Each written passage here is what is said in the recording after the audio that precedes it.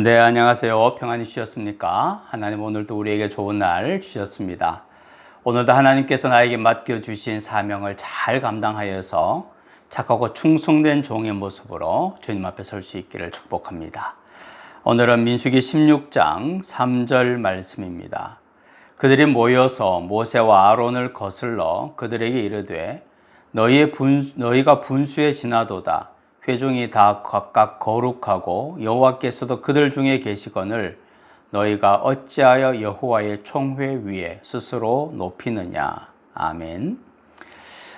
모세의 사촌 가운데 고라라는 사람이 있습니다. 그런데 이 고라가 분파를 만들어요. 당을 짓습니다. 그리고 250명과 함께 모세에 대해서 반역을 일으키게 됩니다. 정탐꾼 사건, 바로 이 가데스 바네아 사건으로 인해서 40년 동안 광야 생활을 하게 된 상황, 그리고 그로 인해서 백성들이 굉장히 민심이 동요하게 된 그러한 모든 상황들을 계기로 해서 모세를 끌어내리고 자신들이 지도자가 되려는 반란이었습니다. 그들의 명분은 이런 거였어요. 하나님께서 이스라엘을 제사장 나라로 삼으셨고 모두가 다 하나님의 거룩한 백성이라고 말씀해 주셨으니까 우리는 이제 누구라도 제사장이 될 수 있고 누구라도 지도자가 될 수 있는데 왜 모세 당신만 지도자 역할을 하느냐. 당신 이제 그만하고 내려와라. 우리가 하겠다. 이런 거죠. 얼핏 들으면 하나님의 약속에 근거한 상당히 민주주의적인 그런 사고라는 생각이 듭니다. 그러나 그들은 하나님의 백성으로서의 가장 기본적인 자세에서 어긋났습니다. 왜냐하면 하나님께서는 너희가 내 말을 잘 듣고 내 언약을 지키면 하나님의 백성이 되고 제사장 나라가 될 것이다. 그렇게 말씀을 하셨거든요. 하나님은 모세를 통하여서 하나님께서 말씀하셨고 모세는 그 말씀을 백성들에게 전했습니다. 그리고 하나님은 모세를 통하여서 이스라엘 백성들을 가나안 땅으로 인도하기를 원하셨다는 사실이죠. 따라서 모세의 권위를 부정하는 것은 하나님의 말씀의 권위를 부정하는 것이고 하나님의 백성의 거룩성을 부정하는 겁니다. 하나님의 말씀을 부정하는 백성은 결국 하나님의 백성이 아닌 거죠. 하나님께서는 그 고라 자손들의 그 논리적이고 민주적으로 보이는 그 명분과 그 반역을 인정하지 않으셨고 결국 그들을 심판하시게 됩니다.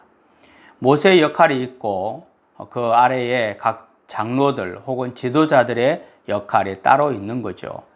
하나님께서 정해 주신 그 역할을 넘어서는 것은 결국 하나님을 인정하지 않는 것이고 하나님을 반역하는 사건이라는 겁니다. 오늘날도 목사는 목사의 역할이 있고 성도는 성도의 역할이 분명히 있습니다. 이게 똑같은 것이 아니고 다른 겁니다. 가정 안에도 가장의 역할이 있고 자녀의 역할이 있는 거죠.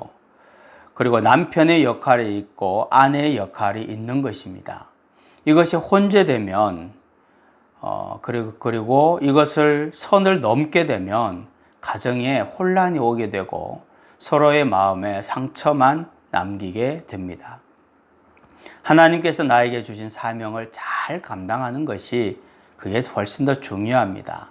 나에게 어떤 사명을 맡겨주셨는지 그 역할을 잘 감당하여서 착하고 충성된 종이 되는 것, 그리고 선을 넘지 말고 서로를 향하여서 존중하고 사랑하고 서로 돕고 협력하여서 하나님이 기뻐하시는 공동체를 만드는 것, 그것이 바로 하나님께서 나를 세우신 이유입니다. 오늘도 서로 사랑하고 섬기고 협력하여서 아름다운 공동체를 만들어갈 수 있기를 축복합니다. 하나님, 나에게 주신 사명이라도 잘 감당하는 삶을 살게 도와주시기를 원합니다. 착하고 충성된 종으로 주님 앞에 설 수 있게 되기를 간절히 원합니다. 언제나 어디서나 내가 있어야 할 자리를 잘 지키게 하시고 서로 사랑하고 서로 협력하여 아름다운 공동체를 만들어가게 도와 주옵소서. 예수님의 이름으로 기도하옵나이다. 아멘.